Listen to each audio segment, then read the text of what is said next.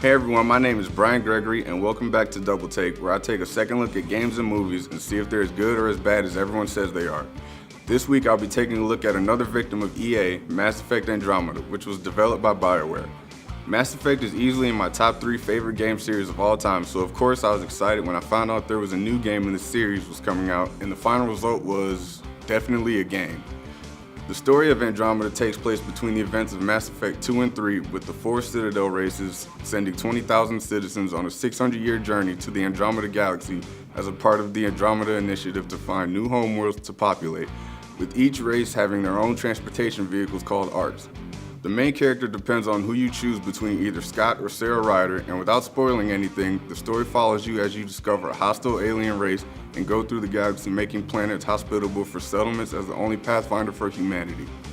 Now, if the story doesn't sound like anything special, well then, you'd be right. If you played the original Mass Effect games and then Andromeda, I have to say the story is average at best, and that's the first issue with the game. Nothing in the story was particularly interesting, and what kept me going was the hope that something big would happen, but then the next thing I knew, the credits were rolling and I was left thinking, that's all? Another issue with the story is the choices you make in the game. Now, BioWare is known for having choices in their games that impact the overall story and is a staple in the Mass Effect series, but in Andromeda, it just seemed like they gave the illusion of choice, and the only real impactful decision you make is which character you play through the story with.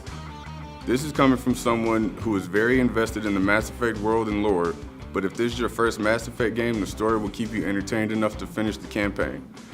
Now, I can't talk about Andromeda without bringing up the iconic "my face is tired" meme, and to be honest, the facial animations weren't horrific, but they also weren't the best either. I never really encountered any bugs or glitches in my playthroughs, and the supposed terrible facial animations were patched really quickly, so don't let the talks of horrific technical issues scare you away from this game.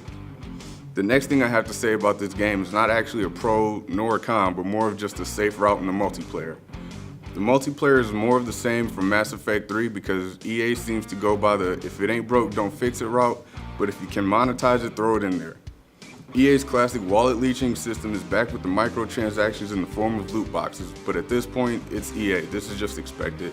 Next, I want to talk about the game's major pro and its saving grace, the combat.